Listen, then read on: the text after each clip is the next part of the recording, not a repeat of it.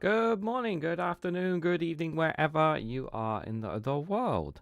This is Reganelite here. Hello, everyone. How are you all doing? Hope you're all doing well. Welcome to Snowflake watching Prime Minister's Questions on the 2nd of April 2025 not at 12 p.m. UK time. We're just a couple of minutes away from Prime Minister's Questions, but usually it starts just 1 or 2 minutes after that. Akishman says, morning, Regan. I actually remembered this morning. You remember this morning. Indeed, good to see you, Akishman. Hope you're doing well. DJ Marley Moo as well. Good to see you there as well. And anybody else who's lurking in the chats. We are dual streaming live on youtube.com/Reganelite and on twitch.tv/Reganelite as one. If you're on Twitch, make sure you hit that follow button and then hit that bell notification icon so be notified when I go live on the platform. If you're on YouTube, make sure you hit that like button. Share across social media, subscribe if you haven't to already.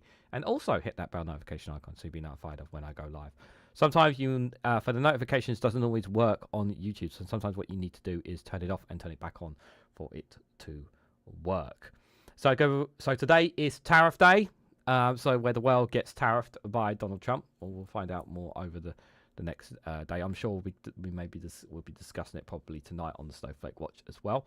It'll be interesting to see how this government responds to the tariffs, or if they will respond at all. The likely inclination is that they're kind of just being they're kind of sitting back on it. And they're kind of just taking it, which is not very. It's very weak.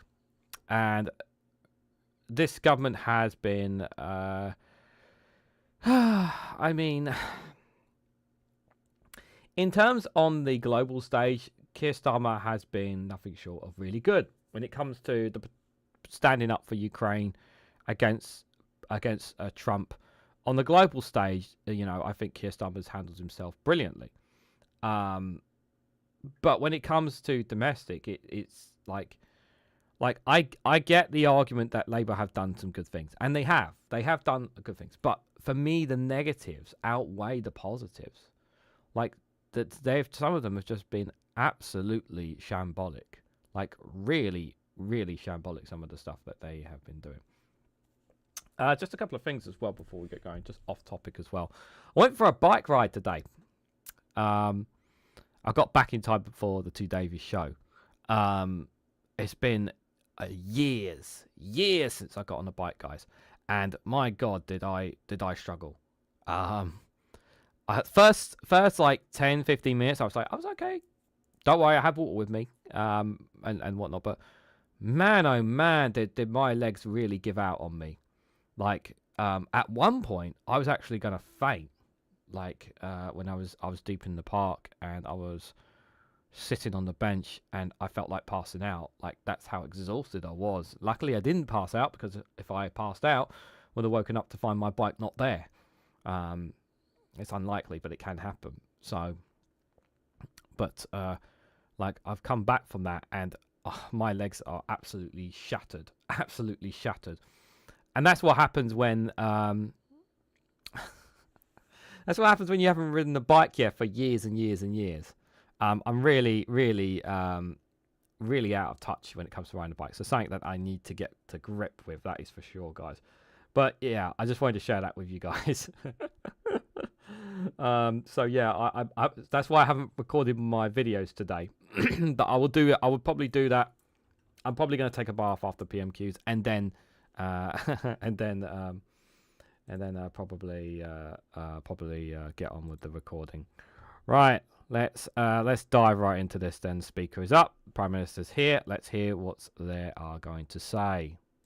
Join speakers from across Europe in a memorial service to mark the 3rd anniversary of the Butcher massacre and to hear the important testimony of the survivors of this terrible atrocity.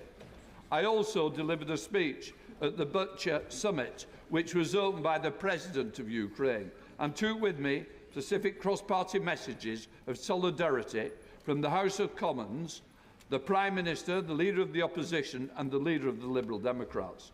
The appreciation felt by the people of Ukraine at the support offered by this House, the people of the United Kingdom, should not be underestimated. Indeed, his nightly address on Monday, President Zelensky explicitly expressed his thanks to the United Kingdom for the support provided to them. Order, order. We now come to Prime Minister's questions. John Grady. Question number 1, please, Mr. Speaker. Prime Minister. Mr. Speaker, just picking up on your comments, can I say that on Monday night I spoke to President Zelensky and he wanted me to pass on to you his thanks for attending in Ukraine, particularly on the 3rd anniversary of the massacre at Bucha, which I've been to Bucha. It's a terrible, terrible 3rd anniversary, so I pass on those thanks. Mr. Speaker, we've been preparing for all eventualities ahead of the confirmation of US tariffs later today. Let me be clear with the House. A trade war is in nobody's interests. And the country deserves, and we will take, a calm, pragmatic approach. That's why constructive talks are progressing to agree a wider economic prosperity deal with the US. That's why we're working with all industries and sectors likely to be impacted. Our decisions will always be guided by our national interest, and that's why we have prepared for all eventualities, and we will rule nothing out. Mr. Speaker, our deepest sympathies are with the people of Myanmar and Thailand. We are sending immediate life-saving support to assist their efforts. May I also extend my personal condolences to the family, friends and colleagues of Christina McKelvey. She was much loved and will be sorely missed, especially by our colleagues in the SNP here and in Scotland. Mr. Speaker, this morning I had meetings with ministerial colleagues and others. In addition to my duties in this House, I shall have further such meetings later today. Very good of him to point out the Trump tariffs there. He's not ruling out any action, but at the moment it just seems like he's not going to do anything. But it's possible that things may change. But like he's saying that they've made preparations, but whether they have or not is another thing. Ready. Thank you, Mr. Speaker. This week, the full state pension will rise by £472 a year,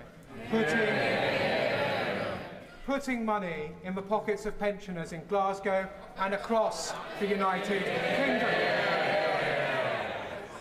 Does the Prime Minister agree with me that this rise... Shut up and get on with your question. That this rise is only possible because of Labour's plan for change and our commitment to the triple lock. Well, he's absolutely right. We can commit to the triple lock because we've restored stability after they crashed the economy. And that means, Mr. Speaker, next week 12 million pensioners will receive up to £470 more. That's an extra £1,900 over this Parliament, including 1 million pensioners in Scotland. And the contrast couldn't be clearer. The Shadow Chancellor called the triple lock unsustainable, and the Leader of the Opposition wants to means test the state pension so that she can cut it. Can't argue the fact that more money going into pensioners is a good thing, guys. It is a good thing, that is for sure. Roger Devine, good to see you there, and anybody else lurking in the chats as well. Leader of the Opposition, can we beat it up? Mr. Speaker, the triple lock was a Conservative policy. Rather than... Yes.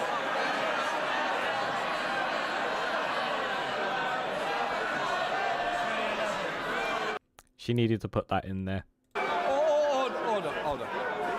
I know... You was inadvertently said. Carry on, Leader. Rather than the Prime Minister congratulating himself for what we did, why don't we talk about what he's doing? Yes. From Sunday, Labour's jobs tax will mean many British businesses face a terrible choice: to cut wages, put up prices, or sack their staff. What is the Prime Minister's advice to those businesses? Well, Mr. Speaker, she says the triple lock was Conservative policy. It was once thought to be the party of sound finances, but they blew all of that. Mr. Speaker, she asked what we're doing. We're clearing up the mess that they left. We're dealing with global instability, and we recognise the pressures that are bearing down on businesses and individuals and working people. That's why we're rolling up our sleeves. And yesterday, Mr. Speaker, I was pleased to announce the national living wage increasing by £1,400. That's a pay rise for millions of workers. We've announced £150 for the Warm Homes discount, extended now to 6 million households. That's 1 in 5 families. That's great for the Warm Homes discount. I'll get to the minimum wage in a moment. And wages are going up faster than prices. And never forget, the party opposite, worst living standards on record, inflation up to 11%, public services left on their knees. Let's be very clear, and I've said this before and I'll say it again, and I'll keep reminding people about this. It's all well and good increasing the minimum wage, and yes, the minimum wage is a greater increase under this Labour government than it has been under previous Conservative governments when it comes to the increase in minimum wage, because the Conservatives have increased minimum wage while they're in power, but it was nothing compared to what Labour are doing, and I credit Labour for that. However, that does not matter in context when you have your council tax going continuously rising, because that means that your minimum wage increase still has to contribute towards that. That means your energy bills, which are lower at the moment, but they're going to go back up in the winter, they will have to contribute to that as well. Water bills are going up, and we know they're going up this year because the water companies being carte blanche to be able to increase their water bills, to claim that money is actually going to be used to improving water infrastructure, which I don't buy for a second. So you're going to be paying more for your water bill. So again, your new increase in your minimum wage, that means more money going towards the water companies as well.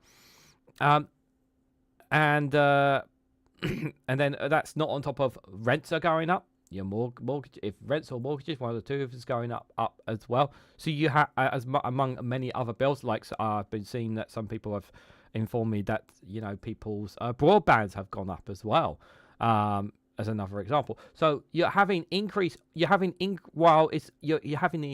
in minimum wage, which I welcome. You're still having increases in bills in other. You're still having an increase in bills, which is kind of taking away from the minimum wage. So the problem is that people are still stagnated. People are still struggling. You're still not dealing with the crux of the problem here.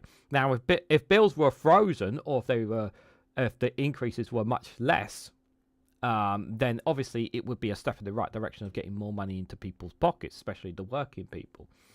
But that's not the case right now. Mr. Speaker, the only mess is the one that he made with his budget. They had an emergency budget last week that fixed nothing. He says he's bringing stability. All we see is fragility. During the election, the Prime Minister also promised that he would not increase taxes on working people. But even the OBR says that the jobs tax will be passed on to workers. Yep. On average, families will be £3,500 poorer. Yep. Why should anyone trust him again? Prime Minister. Well, her fantasy figure is about as much use as Liz Truss's economic planning. And she turns up every week to carp from the sidelines about the decisions we made at the budget. Yesterday, Mr. Speaker, she held a press conference, and she couldn't say whether she would reverse the decisions that we made at the budget. Now, I understand, because she can't bring herself to say that she doesn't want the investment of an extra £26 billion in our NHS.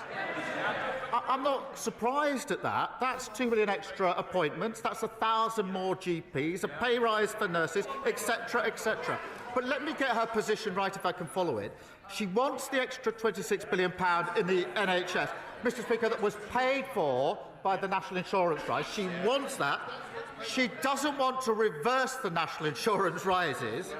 So she's now reduced this absurd position of voting in the budget, carping against a budget that she actually agrees with. This is very good from Keir Starmer at the moment. Mr. Speaker, I don't agree with making people poorer. I don't agree with pensioner poverty. I don't agree. Out there, they are calling it awful April. That's because of decisions he has made. This is very good language from Kemi. This is the language she needs to use more. because he made promises and broke them. His promises are worthless, Mr. Speaker. People are getting poorer. Before the election, he pledged to freeze council tax. Instead, it's going up everywhere, even in Birmingham, where there's 17,000 tons of rubbish uncollected on the streets. Does the Prime Minister regret promising the British people he would freeze their council tax when he has so obviously failed? Minister, well, I have to ask, if she doesn't want people to be poorer, why didn't she resign when she was in government? Mr. Speaker, the last government put up council tax for 12 years in a row. Answer the question. She, I think, was actually Minister for Council Tax. And in the year she's been, what she do? She put it up. And even now, the Conservatives' own Local Government Association manifesto, so currently their position, page 9, we asked the government to remove the caps on council tax. So who's leading the charge? Hampshire County Council, they wanted a 15% hike, we said no. Slough Council wanted a hike, we said no. Windsor and Maidenhead was Tory, now Lib Dem. They wanted a hike and we said no. And it's no surprise that council tax is £300 cheaper under Labour councils than under Tory councils. The council taxes are still going up under many of them. Council tax is going up on many of them. Now, yes, some of them have been frozen, that he's pointed out, but a lot of them have not been frozen. A lot of them have gone up because of the debts that have been left by the Conservatives, and rightfully so. The Conservatives deserve a kicking for that. They absolutely deserve a kicking for that. But this government has the power. If they really wanted to, they could halt the freeze on council across the whole board. They could halt it across the whole board. They really could. And get more money into these councils and other ways. The government can easily find the money to subsidise these councils to help them. Martin Britt, good to see you there, and Mithril. Hope you both are doing well. Mr. Speaker, he doesn't want to talk about Birmingham, and that's because he knows the situation. So I'll say it again. 17,000 tons of rubbish on Birmingham streets. Normally, a state of emergency is called for natural disasters, not Labour ones. His policies have left our economy dangerously fragile. The Chancellor, once again, left herself no room for manoeuvre. Economic experts, real economists, say she will either have to break her fiscal rules or put up taxes. Which will it be? This is this language that it's not going to get her anywhere. And it's just going to be more conservatory bashing. Here's what this is going to be. Minister, I think she must have picked a few weeks ago. Because it was only then she was saying, in the spring statement, you're going to put up taxes. But look, Mr. Speaker, in relation to the situation in Birmingham, it is completely unacceptable. I fully support the Council in declaring it a major incident to resolve the situation, and we'll put in whatever additional support is needed. But when the party opposite was in government, we lost more days to strike action than in any year since the 1980s. NHS workers were on the picket line, not on the front line, and that sent waiting lists through the roof, so we'll take no lectures on industrial harmony from them. He's not wrong about that. He's absolutely bang on the money when it comes to industrial action, because there was so much of it under the Conservatives. That's not one really you can argue from Sir Keir Starmer on that grounds. But in particular, the Birmingham situation is problematic for sure. Mr. Speaker, the whole House would have heard that he didn't say whether or not he could keep his fiscal rules. That means that it's either that or putting up taxes. 9 months ago, we left Labour the fastest growing economy in the G7. We did. And I remember watching his MPs laughing at their first destructive budget. They've had another one that has made our economy dangerously vulnerable. The Bank of England says his policies have pushed up the cost of living for families.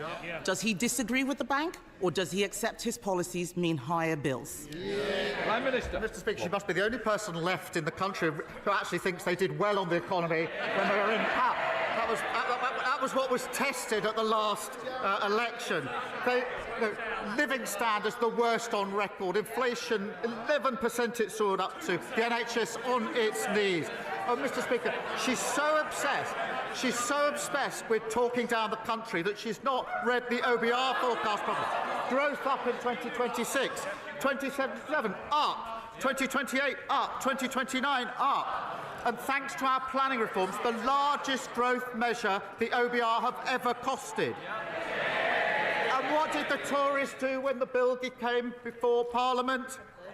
They abstained. Well, you don't grow the economy or build houses by yourself. They're the same old party. They haven't changed. Nothing's new. Mr. Speaker, he talks about inflation. We left it at 2%. It is now twice what the OBR forecast when we were in government. The fact is, his decisions have made our economy fragile, just as we face global trade wars. In November, I urged him to seize the draft US trade deal Conservatives negotiated. Instead, Mr. Speaker, he lost our most experienced trade negotiator. It's no wonder he can't get a tariff deal for British cars. On this side of the House, we secured investments for that industry, £600 million from BMW, £2 billion from Nissan, £4 billion from Jaguar Land Rover. Labour's record is a car industry in crisis, even before tariffs. There are 25,000 more jobs now at risk. He says he's preparing for eventualities. Can the Prime Minister tell us exactly what he is doing to protect the British car industry from his failure to negotiate? I don't know how much the car industry is going to get hit by the tariffs that will be announced today, but I'm sure that the Prime Minister did say he is taking all decisive action on this. We're taking a calm, pragmatic approach and keeping our feet on the ground. There are constructive talks that are ongoing on a wider economic prosperity deal with the US. That is really important at this moment. We are working with all sectors that are likely to be impacted, and we're guided by our national interest at all times. And that's why we've said we won't rule anything out. But it is important at a moment like this that we don't have knee-jerk reactions, that we are actually cool-headed about this, and that's why we won't rule anything out. But she's the Trade Secretary. She was the Trade Secretary, Mr. Speaker, who failed to get a trade deal with the US. To be fair, she was never going to get a trade deal with the US, and to get one with them requires years of work. And you're not going to get one from these kangaroo quango nutters that are running the White House at the moment. Mr. Speaker, today the Trump administration will announce new tariffs that will hurt working people in the US and around the world.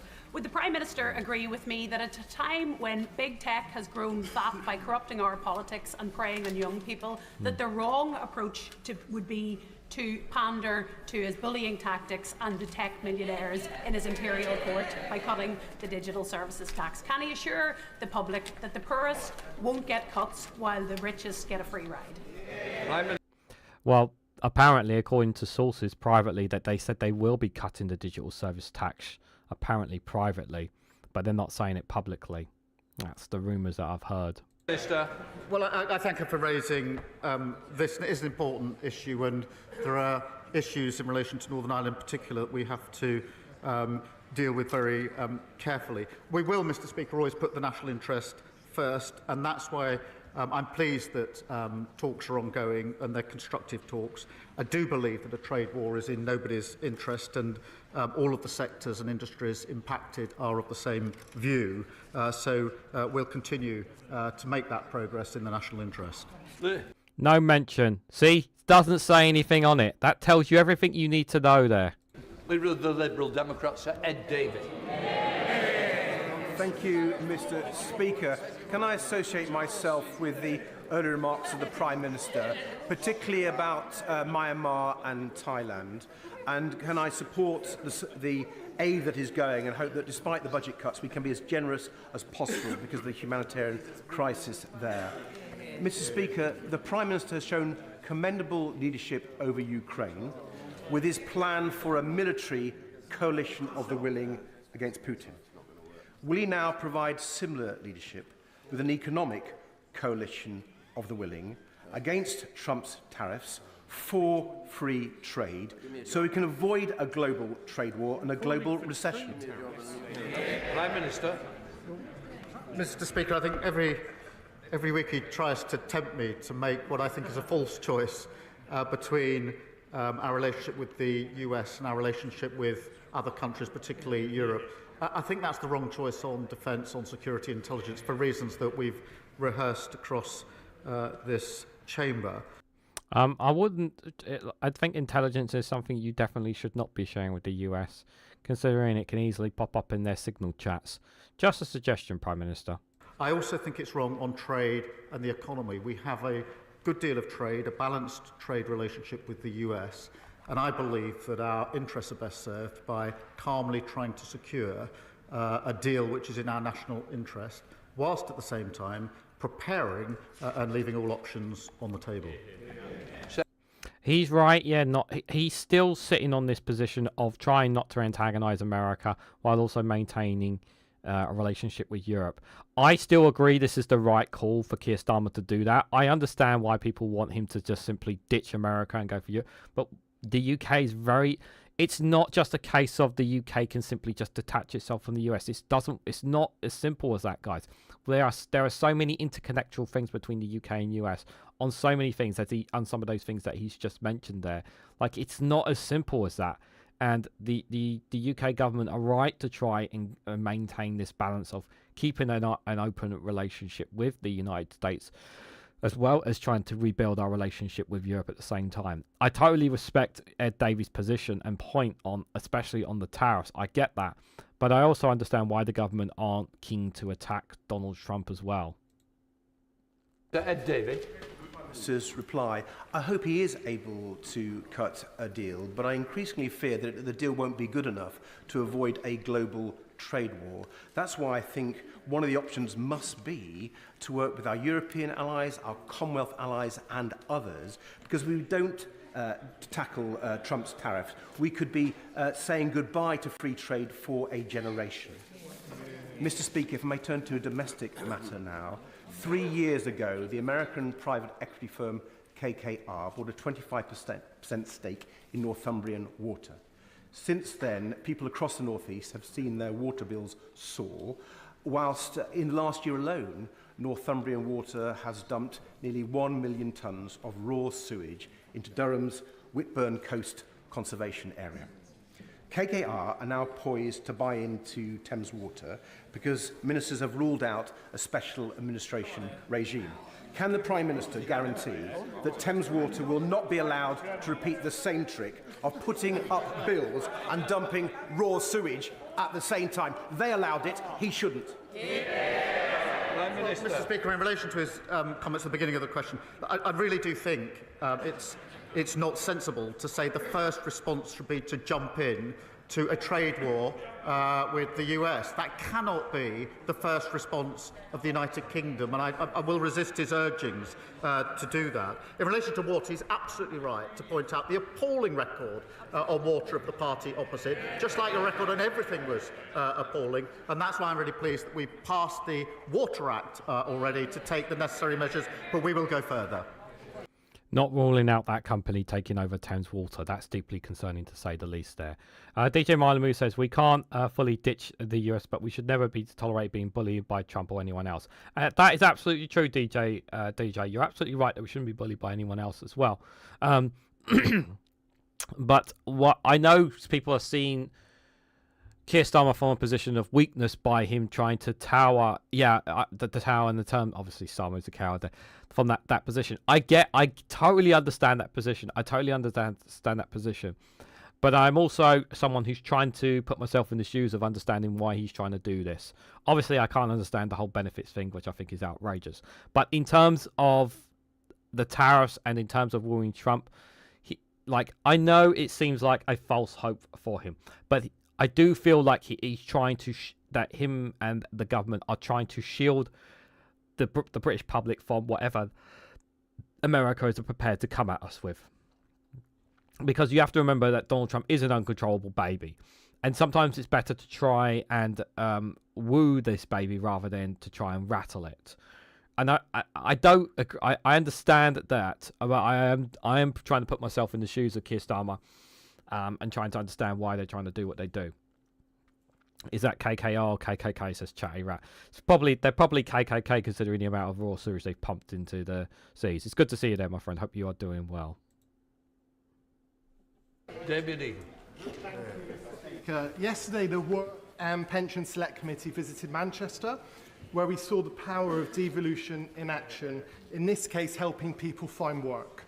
So with just 5 percentage points separating Labour and Conservative last time, does the Prime Minister agree that to get the maximum advantage from Labour's devolution offer, the West of England needs an ambitious Labour mayor in Helen Godwin for more jobs, to fix our buses and to get the homes we need built? I believe it's best for communities when their leaders have skin in the game. Helen Godwin grew up in Stapleton, went to college in Filton, and has a great record fighting for the community where she's raising her family. Mr. Speaker, our plan for change has delivered record funding for the West of England. That's more money for better buses, for potholes, and getting young people into work. That's the difference a Labour mayor working with a Labour government delivers for the West of England. Gavin Robinson. Thank you, Mr. Speaker. The Prime Minister will know that many in the House will be assuaged by his suggestion that he will act in the national interest in relation to tariffs.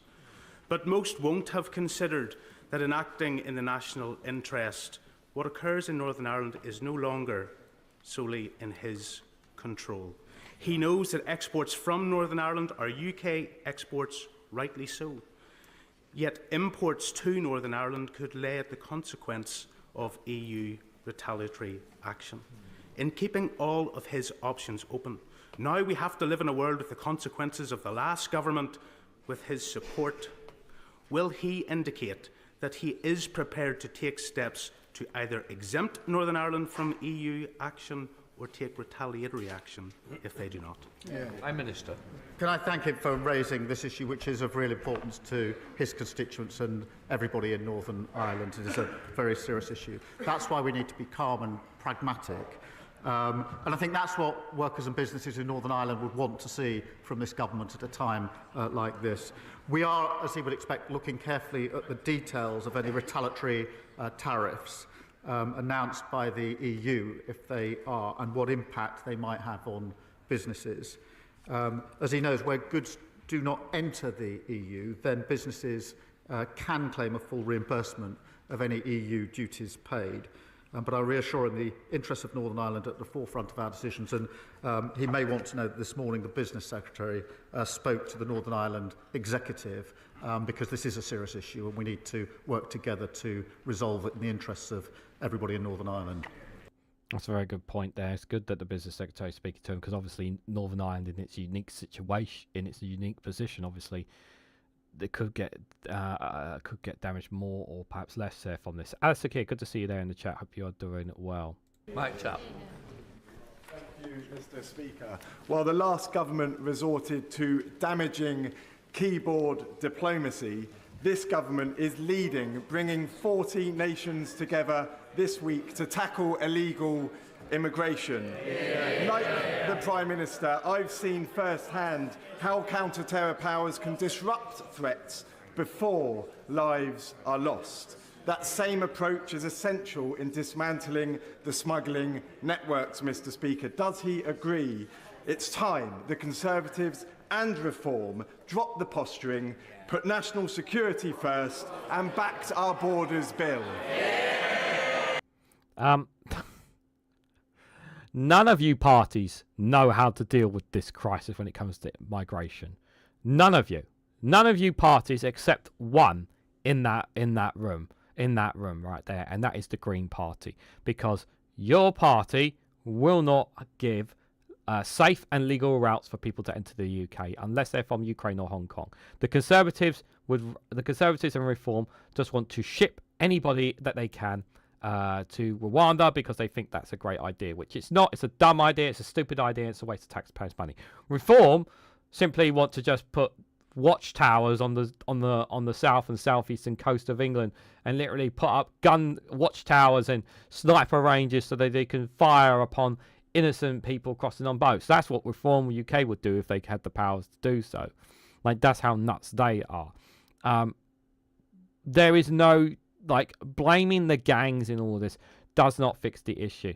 And yes, there is, obviously, it is a global migration issue. It's not just the UK here. Obviously, it is a major issue that that everyone needs to work together to find a solution to this. But I've always said that you have to start from where they come from. The nations that are at war, the nations that are suffering from climate.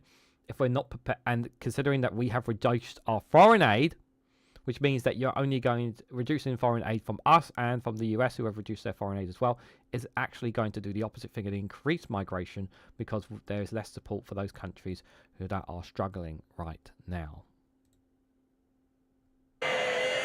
Well, I mean, the party opposite tried an open borders experiment. We are now tackling illegal migration. They talked about flights, Mr. Speaker. Keep going on about open borders. Like I have to tell people this. Yeah, if you ever hear somebody saying that we have open borders, they obviously do not. They obviously have never looked at a map before, because the United Kingdom. Like, I'm gonna shock you guys here with this breaking news here. The United Kingdom doesn't have open borders because it's an island surrounded by ocean.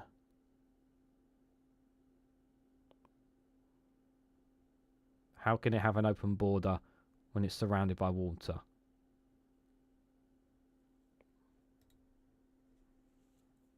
We've already removed 24,000 people with no right to be here. Under their Rwanda scheme, which was only ever supposed to return, I think, 300 people a year, what we've achieved in 9 months would have taken them 80 years. We've replaced a gimmick with a real deterrent. Tim Farrell. Thank you, Mr. Speaker. The Prime Minister has spoken very movingly and with genuine sincerity and affection about his time as a young man in the Langdale Valley in the Lake District in my constituency and how that helped to shape him. So I wonder if he's aware that the hill farmers who maintain those stunning landscapes in the lakes and elsewhere will be earning on average significantly less, or barely half, the national minimum wage due to cuts in their income, despite the fact they provide the backdrop to the remarkably important tourism economy. So would you agree to meet with me and upland farmers in the lakes and the dales so we can design a scheme together to end this poverty and equip our hill farmers to produce food and protect our epic landscapes for generations to come? Yeah. Minister. He and I share a love of the Lake District. And we still go back there with our children now. This is a serious issue, obviously, and that's why we've put a record amount into farming at the budget, but also set out our roadmap. But I'll happily make sure that he gets a meeting with the relevant minister to go through that and to take on board any points he has to make in relation to it. Any bills?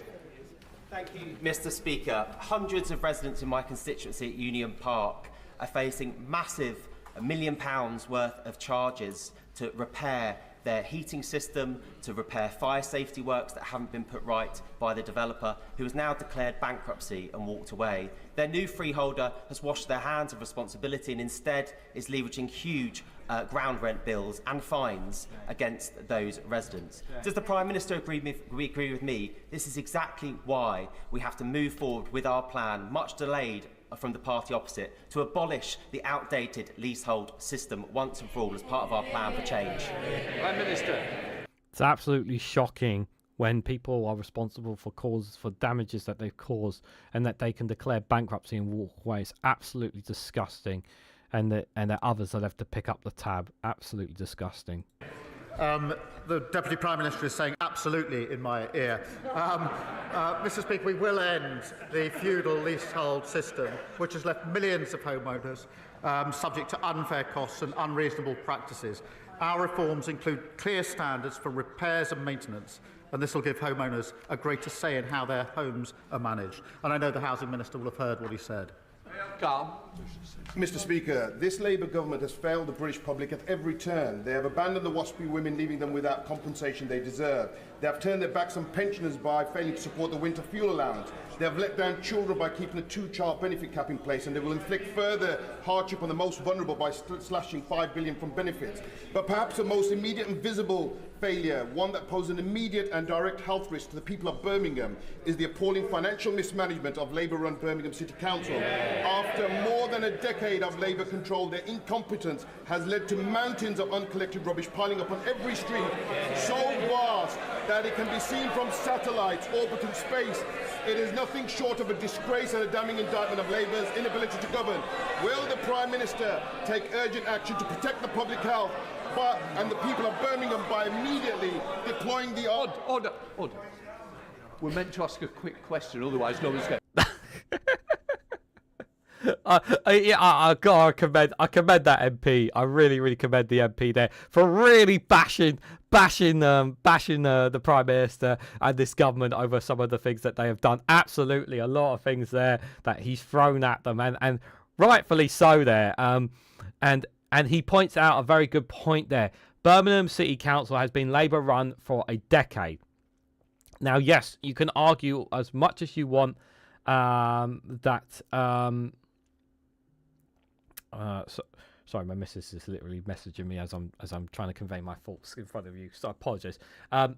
It's been run for a decade now. Yes, of course, there was austerity, and it's been the Conservatives have been in power for a very, very long time, and rightfully so. That cannot. You have to factor that into the finances of Birmingham, because obviously they've not had the same finances that they used to have because of Brexit, of course.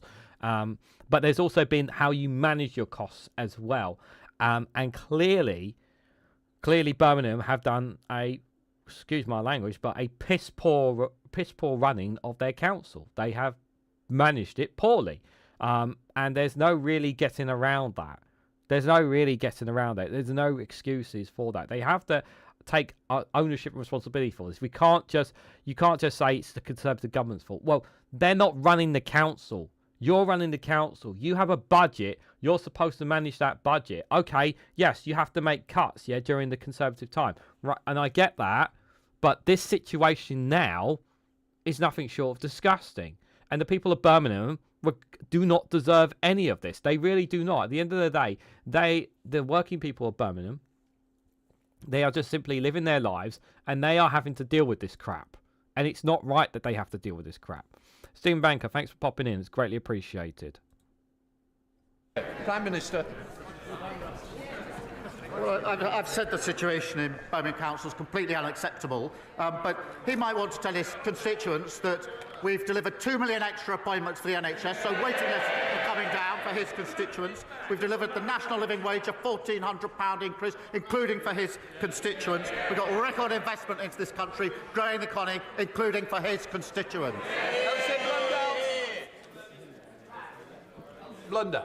Thank you, Mr. Speaker. My constituents in Hayward and Middleton North are grafters. They want to work, and they want to see opportunities created and the skills and investment in infrastructure. Why does she look like she's wearing a dressing gown? Sorry. Like, I just saw that back picture of her, and I'm like, what? Like, she looks like she's wearing like a very roby dressing gown. It seems a bit odd to me. Maybe it's just me. Sorry, guys. That we need in future. I welcome the Prime Minister's commitment to fix the transport system in the north of England that's been holding us back, and I would like to invite him to the Aton Valley Development Zone in my constituency to discuss how we can create skilled jobs in North Greater Manchester. Prime Minister. Well, I'm grateful for our question. We will unlock growth across the country in partnership with local leaders, giving powers to those with skin in the game. And we'll fix the North's broken transport system, another thing they left in a complete mess, with nearly £1.7 billion for local buses, for roads and for trams, and an additional £415 million to upgrade the Trans-Pennine route and fixing millions of potholes. And obviously I'll consider her kind invitation. Room. Thank you, Mr. Speaker. Since the Prime Minister and I last spoke, more than 6,000 people have signed an open letter to the Health Secretary in support of North Devon District Hospital, which faces a 10-year wait for urgent repairs. Please can I ask the Prime Minister why the hospital is still being denied a ministerial visit, and will the government consider the Trust's emergency plans, meet with me and the Trust so we can discuss keeping the operating theatres open beyond 2027 to meet capacity? Prime Minister. As in our previous exchange, obviously the unfunded promises, fancy promises of the party opposite, meant his hospital would never have been delivered. They shouldn't moan, they should apologise to his constituents. Yeah, but since that last question, what have your government been doing is the question he's asking. We had to take tough decisions to make the programme deliverable, which is what we've done. We will continue to support the Trust to maintain facilities in advance of the new hospital investment. And the Minister for Secondary Care will be visiting the hospital, and that will be an opportunity, I hope, for the necessary discussions. Jackass. Well, that's a good start. It's a start at least on it. But, you know, it's taken another question for... Is it because this question was brought up in PMQs that they've actually agreed to the visit? Mr Speaker, Stone Lodge Academy, a special school in Ipswich, will be one of the first schools in the country to benefit from a new breakfast club this month. Yeah. It's an important step to tackling Suffolk's decade-long SEND crisis, as is the multi-million-pound funding settlement given to opening new specialist places across the county. Can the Prime Minister outline what steps he will be taking to further break down the opportunities for all children as part of our plan for change? Yeah. Well, I'm very pleased to say, Mr Speaker, the first 750 breakfast clubs will open this month. And I'm pleased there's an early adopter in his constituency, as well as in the constituency of the Leader of the Opposition. I'm sure she will welcome that one of these weeks. Mr Speaker, that will put £450 a year back in the pockets of working people. Mr Speaker, today we've awarded £37 million to 300 primary schools to create up to 4,000 nursery places from September, making it easier for working families to access government-funded childcare.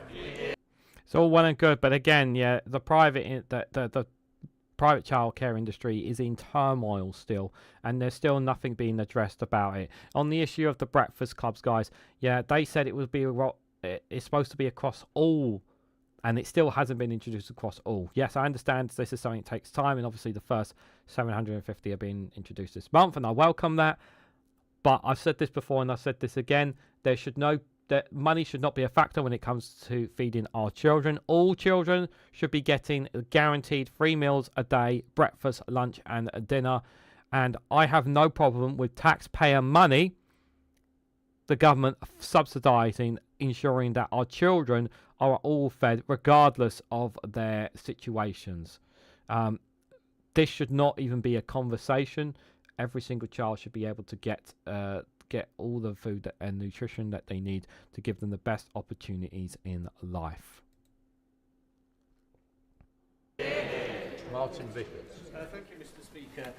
2,700 workers at Scunthorpe Steelworks are facing redundancy, many more in the supply chain, and many of them are my Brigg & Gould constituents.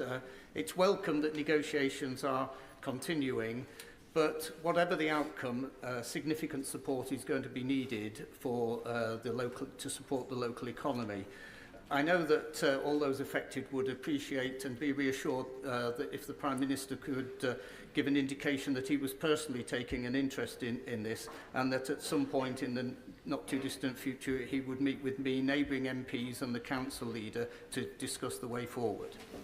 Prime Minister. Well, I'm grateful to him for raising it. I do take a personal interest. I went to Scunthorpe to talk to the management and the workers there a short while ago and understand firsthand the challenges and how deeply worrying it will be for those working there and their families and the community as a whole. And that's why there are negotiations. I do call on the company to accept the offer of financial support that has been advanced so we can achieve a sustainable future for the workforce, for the industry and the local community, because I do believe there's a bright future for steel and needs to be a bright future for steel, but I do take a personal interest in it. Thank you, Mr Speaker. Too many of my constituents are struggling to get access to a GP appointment when they need one. Our GPs are trying their best, but they're struggling with capacity, outdated buildings and outdated tech, all because the party opposite broke the front door to the National Health Service. Can the Prime Minister reassure my constituents that our plan for investment and reform will ensure they will be able to see a GP when they need one? Well, again, this is like I've said that what's happening with the NHS is something that's going to take time, and we will see over time whether or not it's going to play into fruition. You know, he'll brag about the record investment, he'll brag about the waiting list going down, and I welcome the investment and I welcome the waiting list going down. There's still a lot more work to do. Do I trust the Health Secretary? Absolutely not, and nobody in this chat should be trusting the Health Secretary in any way, shape or form. And I will obviously see come the end of the year where the NHS is after a year, because that's when we'll really see like what progress has been made on the National Healthcare Service. I do accept that it's going to take time, because we do have to accept it is going to take time, guys, to see those outcomes. But I'm not prepared to say that it's all doom and gloom right now. I'm prepared to wait longer to see what the outcome of the NHS is going to be, and obviously in his area and other areas too, because it's different in different regions and different parts of. I'm talking about England specifically here. Mr. Speaker, we are focused on delivering real results for patients by scrapping unnecessary targets, bringing back the family doctor and requiring online bookings to help the 8 a.m. scramble. We're investing an additional £889 million to reinforce the front door of our NHS, and that's the biggest increase for over a decade, and that mean hundreds more GPs since we came to power. And this week we've announced record investment for community pharmacies to deliver more services for patients and free up GP time. Thank you, Mr. Speaker. The recent NHS England report laid bare a catalogue of failures which left a patient with a history of violent aggression, unconfined, untreated and completely unmedicated for 9 months until he killed Ian Coates and young friends Grace O'Malley Kumar and Barnaby Webber from Taunton in my constituency. Will the Prime Minister join with me and the people of Taunton paying tribute to the families who have campaigned on this? Will he confirm that a public inquiry is to begin? And will he confirm that in the context of 50% cuts to integrated care boards, that mental health services, both in the community and secure, will not suffer from those cuts? Prime Minister. Can I thank him for raising this tragic case? And I do pay tribute to the families. Often in cases like this, including this case, I find it hard to think how I would actually respond if I was a family member in circumstances like that. I'm not sure I'd have the courage that they have to campaign in the way they campaign, and I pay tribute to it. We do need to get to the bottom of all of the issues here, wherever they may lie, and that's what we will do. No public inquiry, but the thing is that public inquiries cost a lot of money too. And I commend the campaign that they are doing. I really do, and my heart thoughts and prayers goes out to them and what's happened. The thing is that not everything can have a public inquiry though, but I understand the arguments for one as well, guys. Ange, good to see you there. Hope you're doing well, and anybody else lurking in the chats. Mr. Speaker, in Hamilton and Clyde Valley, my constituents are struggling to access the healthcare that they desperately need. 1 in 6 Scots are on a waiting list. Yep. Meanwhile, in England, the waiting lists have been coming down for the last 5 months, and more than 2 million appointments have been made available. Does the Prime Minister agree with me that the SNP-led government should stop blaming everybody else for their failures? But before I even let her finish her question, I'm just going to point this out there. NHS Scotland is doing a lot better still than NHS England. Okay? It's still doing a lot better than NHS England. Yes, waiting lists are going down in England, and I'm welcome that. But the healthcare in Scotland is far better than the healthcare in England. That is still a fact. Okay? So, this SNP bashing That's all this question is. That's all this question is. When Scotland's broken public services are their responsibility. Well, Mr. Speaker, she's right. Over 60,000 Scots have been stuck waiting for tests or treatment for over a year. That's a 46% rise in 1 year. I had to check that figure because it's so staggering. 46% rise in 1 year. And despite this backlog, almost 50,000 fewer operations are being carried out compared with before the pandemic. Mr. Speaker, compare that to England, where we've driven down waiting lists with over 2 million extra appointments and scrapped NHS England to cut bureaucracy. Scotland's NHS is in desperate need of reform, but the SNP have no strategy, no plans and no ideas. Because that's all you can do is bash the SNP, bash and bash and bash them. That's all you can do. Greg Smith. Thank you, Mr. Speaker. Earlier, the Prime Minister seemed reticent to answer a direct question on his jobs tax. So, next time he comes to my constituency to enjoy the beautiful Buckinghamshire surroundings of Chequers, will he go 5 minutes up the road to Wendover, visit Rumsey's handmade chocolate, and explain to Kate Rumsey why his and his Chancellor's choices have led to a 15% increase in their costs, that they've already had to lay people off and reduce the hours of those that they still employ? Is that what he meant by growth? Yeah. Very good. I love the way he put that question to the Prime Minister. I thought that was brilliant. I know he's a Conservative, guys, but still, the way that was put him really makes Keir Starmer look bad. It really does make him look bad there.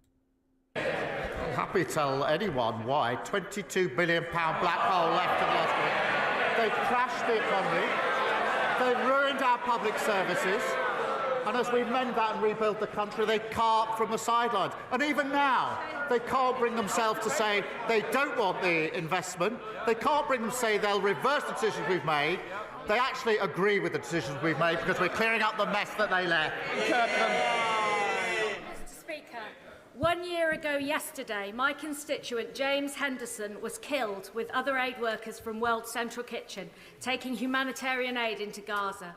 Jim's family have told me Jim would want confirmation from our government that we're taking all conceivable steps to make sure that aid, power and supplies are safely returned to Gaza. Could the PM confirm he's doing all he can to ensure this? And could the Prime Minister also confirm he will continue to push for a full investigation to be completed into the deaths of Jim and the other British WCK workers, and for appropriate action to be taken? No, because they are Israel's bitch. That's why. That's the honest truth on this. My condolences to any, not just UK workers, but to all those who are out there in Gaza who are suffering and losing their lives. The Prime Minister is powerless. He is in the pocket of Israel. He is not going to do anything to upset Israel in any way, shape or form. And we know that. We know that's going to happen. He will not criticize Israel. He will not criticize the government. He will come across like that. He won't criticize the government. He won't. Like, I will be stunned if I press play and he criticizes this Israeli government. He will not do that. He will call for the release of all Hamas fighters. He will blame everything on Hamas, but he won't call out Israel for destroying 90% of all buildings inside Gaza. He won't call out Israel for attacking civilians time and time and time again. He won't call out Israel for how they have treated Palestinians in their own prisons. He won't call out Israel for their conduct of how they have treated innocent people inside the Gaza Strip, stripping some of them down to their underwear, beating them, shooting innocent people, because they have shot innocent people. He won't condemn any of that. He won't acknowledge any of that, because we know where this Labour government stands on it. Didn't this Labour government had in its manifesto that they were going to recognise a Palestinian state as well? Is that one manifesto promise they're not going to keep, guys? Minister, Well, I thank you for raising this appalling incident, and our thoughts remain with the families of John Chapman and James Kirby. The attacks on aid workers, Mr. Speaker, are never justified. The families do deserve justice. We're pressing the Israeli government to accelerate their investigation, including whether criminal proceedings should be initiated. Can I also say Israel must stop blocking aid into Gaza? Hostages must be released, and we have to have an urgent resumption of the ceasefire. Not enough to he's not enough to attack Israel, but yeah. Final question, Alberta Costa. Thank you, Mr. Speaker. Double child rapist and murderer Colin Pitchfork is up for parole for the 5th time. Now, I know the Prime Minister doesn't have any direct control, nor should he, over the parole board, but he does have a view. As I've asked all his predecessors, I now put the question to him. Does he agree with me that men who brutally rape and strangle to death young women should, as a matter of principle, spend most of their natural life in prison? Yes, they should. There's the answer. But there are also case-by-case basis as well. Every case is different. But in this circumstances, yes, this person should not be seen the light of day. I accept that people can change and people make mistakes. But on the level of this, no. They should not be allowed out.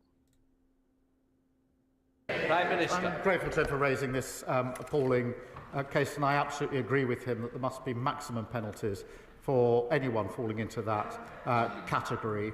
I've seen many of these cases for myself firsthand when I was prosecutor for 5 years, working with the police on really terrible cases, and know the impact that it has on victims. I thank him for raising it. That completes Prime Minister's questions. We'll let Okay, guys. My thoughts. I thought it was a very interesting one. Some interesting questions there. I thought Kemi at times she wasn't as good as she was last week. I thought she was a lot better last week. She did get herself set up to get bashed a few times, I will say, in PMQ in her 6 questions as well there. So she did get made to look like a bit of a fool at times, I will say, on it. But there was 1 or 2 moments where I thought Kemi hit some decent shots on the PM. But I thought Keir Starmer handled them pretty okay. There was some really powerful questions on different topics we had today. I thought Ed Davies' 2 questions. I thought they were. I just don't think. I thought they were okay. Not really strong enough, really, and not enough people calling out what's going to be coming with the welfare change as well. But I thought this PMQs, obviously last week's one was very short because we had the spring statement, but this one obviously you had a bit more open-minded on this one, and I thought it was certainly a lot more interesting to say the least, guys. Before I go, I'll just point this out. If anybody's interested, I'm not going to live stream it or anything, but I may watch it in the Discord voice chat possibly. I'm not sure how I'm going to record videos while this is going on. But at 2:15 today, the Treasury Committee will be speaking to the Chancellor of the Exchequer over the spring statement. So I don't know if anybody is interested in that. I don't know if Daily Blase is going to cover that live. I think he should cover it live, if I'm honest. But it will certainly be interesting. So that's at 2:15. It'll be on UK Parliament's YouTube channel. If anybody's interested in that, just to hear, because I'm sure she's going to get some really tough questions thrown at her over that spring statement. So if anybody's interested in that, that's at 2:15. I may host it on Discord, I may not, but if anyone's interested, I just wanted to let you guys know about that. So guys, I want to say a massive thank you to everyone who's come along. Thank you guys for all your comments, for popping in. It is greatly appreciated. It's nice. We had a much higher viewership today than we had for the Snowflake Corner yesterday. Not many people turned up yesterday, but I guess people had their plans and whatnot. Not everybody can be here for the program, and I appreciate those who come out whenever they can. I'll be back tonight at 8 o'clock with the Snowflake Watch. So do join me for that if you can. We'll obviously I may cover 1 or 2 clips from it, from the Treasury Committee, as well as reaction to the Trump tariffs and what exactly they're going to be coming, or maybe they'll get called off. Maybe they'll get called off as well, but we'll have to wait and see. But yeah, do join me tonight at 8 o'clock. There'll be plenty to cover there, guys. So enjoy the rest of your days, whatever you guys are doing. It is a lovely day. Like I said, I've been out already on the bike, so do go out there yourselves. But just before I go, I have one last thing to say, that if you haven't already, please hit that like button, we greatly appreciate it, and share this across social media so others are notified of this video. If you haven't subscribed already, please consider subscribing, guys, because it really does help support the channel. And if you want to go one step further and support me and the work that I do here, you can do so by becoming a YouTube member for as little as just 99p. And you can even join me on Rumble or Patreon for exclusive content on those platforms. And there's a lot of content that's been dropping this week over Rumble and Patreon, so do check it out. It is free to see that as well. So thank you all so much for watching, and I hope to catch you all very, very soon.